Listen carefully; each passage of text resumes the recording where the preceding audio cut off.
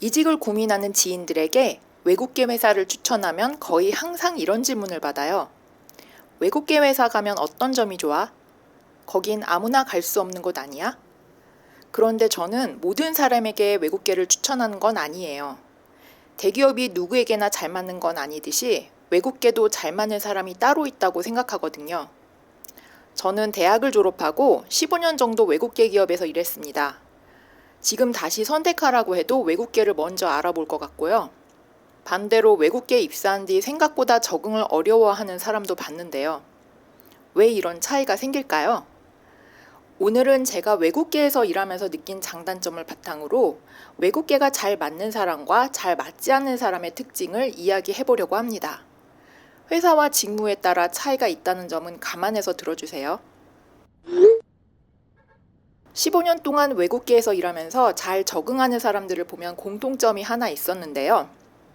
누가 하나하나 가르쳐 주기를 기다리는 것보다는 직접 필요한 것을 찾아가며 일하는 것이 자연스럽다는 것이죠. 저도 처음 외국계에 입사했을 때는 많이 당황했어요. 아무것도 모르는 막내로 들어가서 바로 실무에 투입되었는데요. 옆에서 차근차근 알려주는 사람도 없었고 영어로 된 두꺼운 매뉴얼부터 받았거든요. 처음에는 정말 막막했죠. 그런데 하나씩 찾아보고 질문하고 부딪히면서 해결하다 보니 나중에는 그런 방식이 익숙해지고 당연해지더라고요.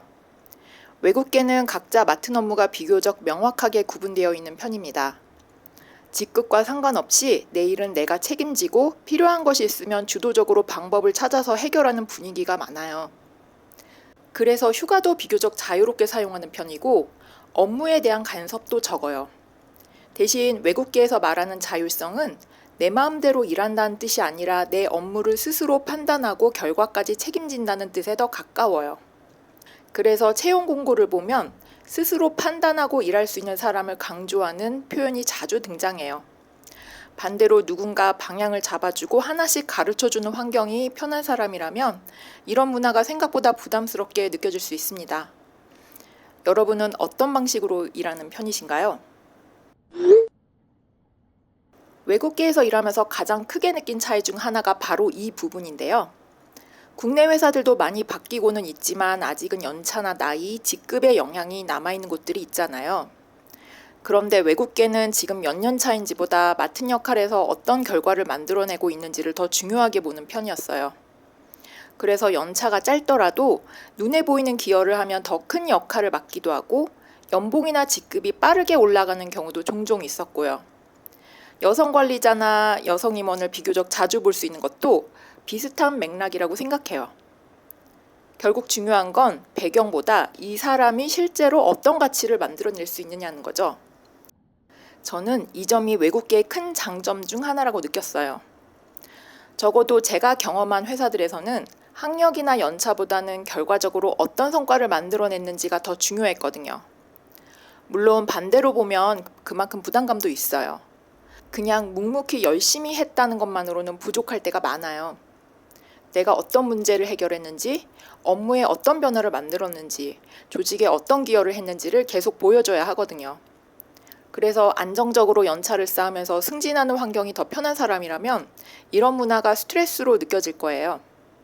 반대로 내가 한 만큼 인정받는 것이 동기부여가 되는 사람이라면 외국계는 만족스러운 환경이 될 수 있어요. 좋은 기회를 얻을 수도 있고요. 여러분은 둘 중 어떤 방식이 더 좋다고 생각하시나요? 이건 회사마다 차이는 있지만 외국계를 다닌다면 알고 있어야 하는 부분이기도 해요.